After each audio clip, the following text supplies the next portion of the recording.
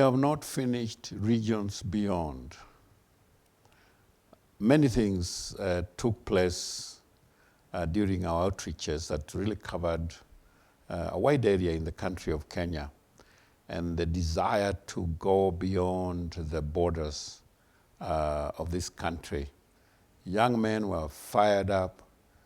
No one had really ordained them except myself. Secretly, I had been ordained, as I told you. Settling down in Machakos as a school teacher. Fridays, Saturdays, and Sundays, we were out in the field. We would be in Western Kenya, we would be in Mombasa, and then get back to teach. And we had a very good understanding with the school authorities that they would allow me to be late on Monday morning and cover my lessons in the middle of the week. I would bring the students at different times, to cover the syllabus. I was teaching at a school called Katekakai Primary School. And the funny part, when I was taken to class 3 to teach grammar, and that is where I really struggled, because as I have told you before, with my primary school teacher who told me A, B, C, D, or A, R, A, E, O, who, and he would say ha, he, ho, who, with a H sound in the beginning. I go to teach grammar in Standard 3, and let me tell you, after a few weeks, I went back to the headmaster and said, no, I can't teach this. If you can't transfer me from this class to another, I'm quitting teaching. I kept on, feeling that I was not meant to teach in primary school. But, now looking back, this helped me in the ministry because it taught me methodology, ways of approach, communication, before I ever went to further my education in the teacher training college. In Machakos, I met Bishop Mutua. He was a pastor with the Pefa Church. Him and others, we gathered together and started a church. And with Bishop Ada Kitonga, who was in Uruma, in Nairobi, we registered a denomination by the name Redeemed Gospel Church. In Machakos, we did a branch there, and Bishop Mutua was a very close person who worked with us, me and Ibrahim Amondi, and another person who was with us in the missions was Joseph Kamau, who is bishop today with the Happy Church. We were all, all growing and working together in Machakos, going for missions. There's a book I was reading called Brother Andrew, God's Smuggler. That book really challenged me on missions. I was doing missions, and yet reading Brother Andrew, how we would cross closed borders in Europe, in the Iron Curtain, go from Poland to other, communist countries where the borders were closed. And he would go with his Volkswagen loaded with Bibles. They were not supposed to take Bibles across the border. He would go there, and the soldiers would flag him down at the border. They would ask him, do you have any Bibles with you? And he would tell them, why don't you check? They would go and inspect the Volkswagen. They'll open everywhere, take out cartons of books, of Bibles. They'll put them on the ground, on the floor, check everywhere, and then return the boxes inside. They'll open the boxes. They would actually see the Bibles, but they would not know that they were Bibles. God would answer his very simple prayer. Lord, you made blind eyes to see. I pray now that you make seeing eyes blind so that they don't see my Bibles. That's exactly what would happen. They would return and they would flag him on to continue. He smuggled Bibles in many, many countries in Europe, during those days. This is a book that inspired me to travel across, borders. Tanzania, Uganda, Congo, Burundi and Rwanda and others. So after reading this, I had a desire to go to Congo. But I didn't know how I would get to Congo.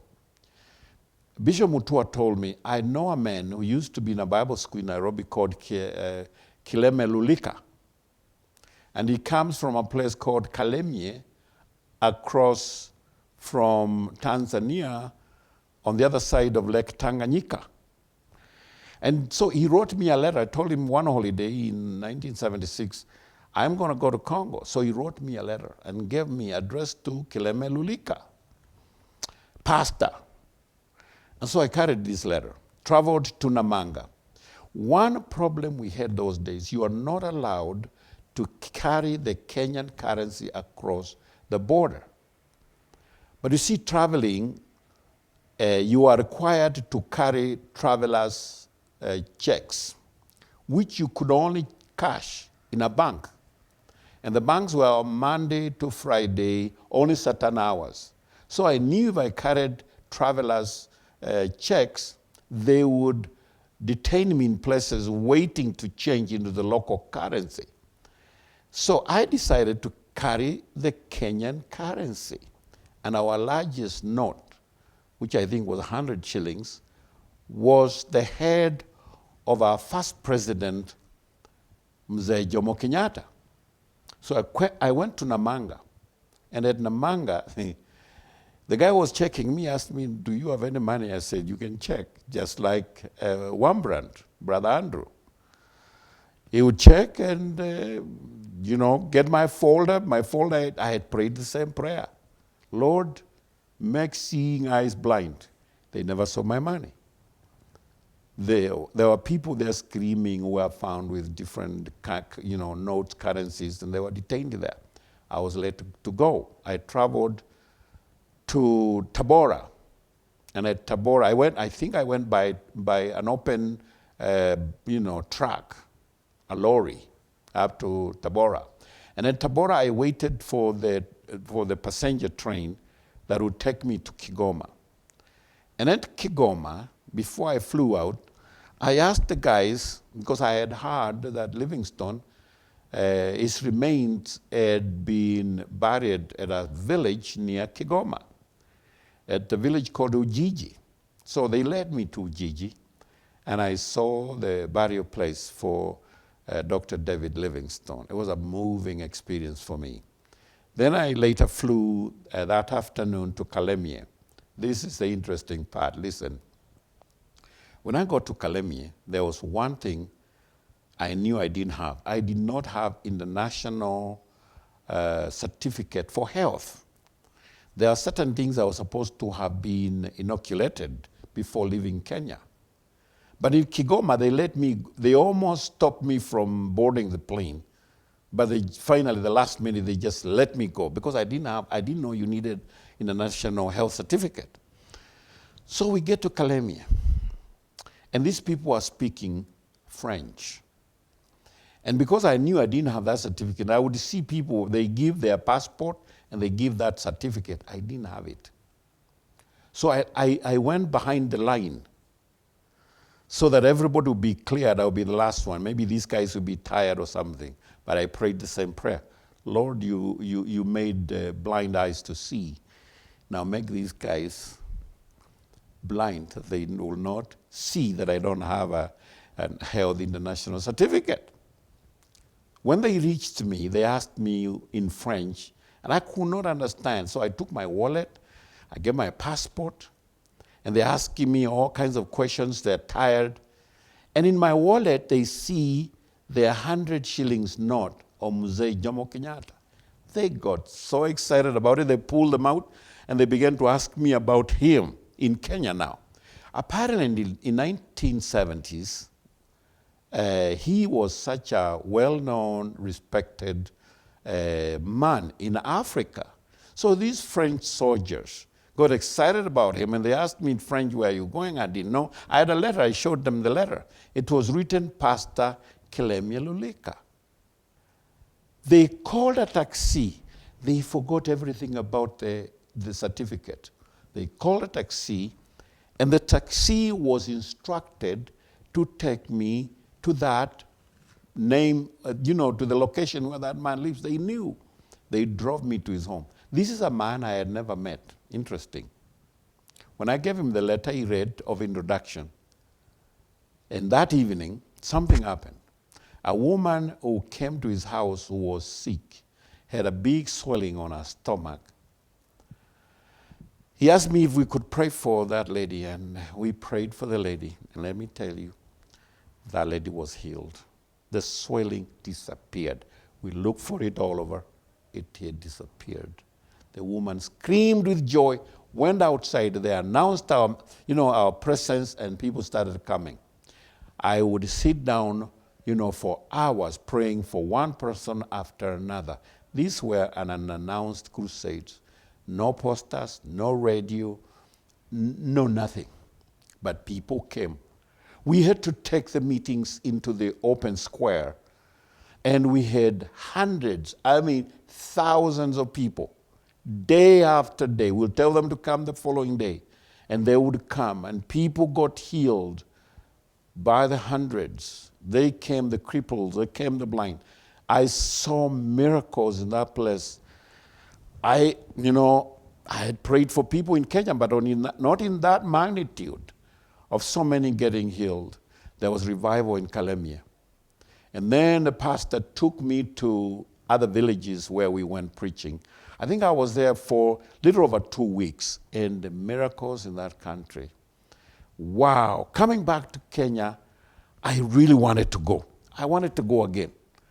And so I took my pastor now, Bishop Mutua, and Ibrahim Omondi, and we organized to go to Uganda, the three of us. So we took a journey, and we went to a place called Kamwenge before getting to Kasese. We took a train from Kampala. And as we were arriving at Kamwenge that morning, I'll never forget, there are so many people that had come to meet us. There were preachers from Kenya who were coming. They came to meet us, but among the people, a lady had carried a child that had just died. This was the welcome in Kamwenge here. And so we forgot about the crowd. We concentrated on this baby that was dead, praying for that baby, and let me tell you, the baby came back to life. And then the crusade started. We started right at the railway station, praying for people, leading people to the Lord. There was revival. That Kamwenge, I will never, never forget. But let me tell you one miracle in Kamwenge. There was one lady who would come into the meetings in the evening, and immediately she sits down, she just sleeps and begins to snore.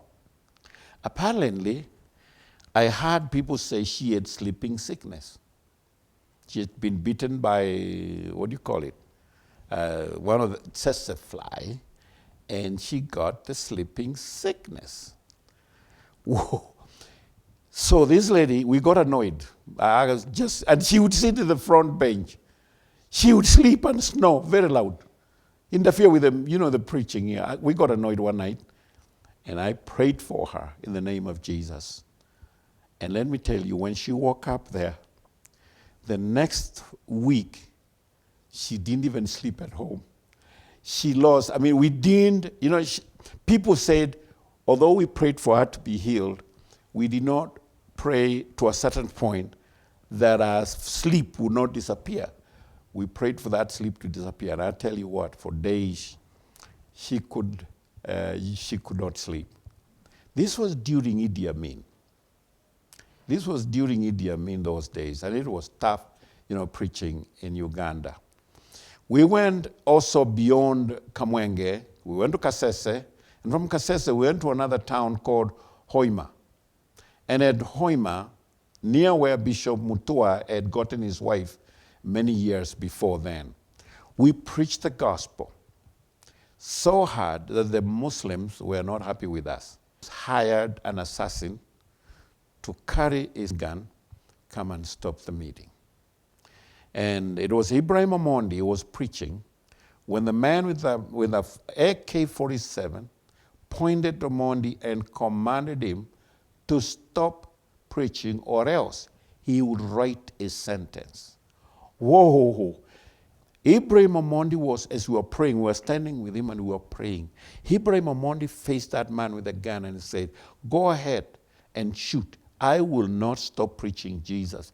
Go ahead and shoot. You shoot me, I will die, I'll go to heaven, but you, when you will die, you will go to hell, and you will burn in hell fire. That man went statue, holding that gun, and they would not shoot.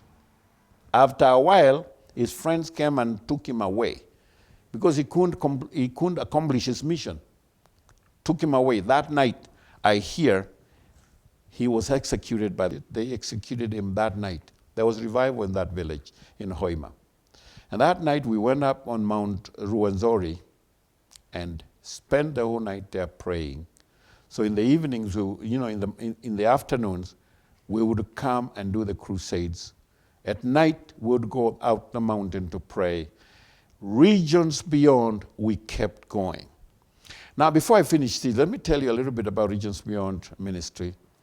Today, Regions Beyond Ministry runs what we had started, the School of Ministry, and the School of Ministry turned out to be the Regions Beyond College.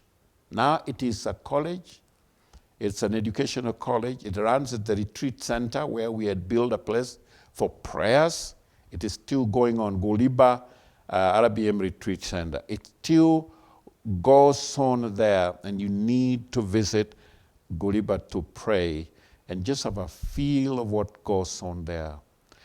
I want you to please subscribe and be a member of Bishop Henry Mulandi YouTube channel so that we can always inform you when we have episodes. It was nice sharing with you this chapter 7. Let's meet next on chapter 8. Blessings.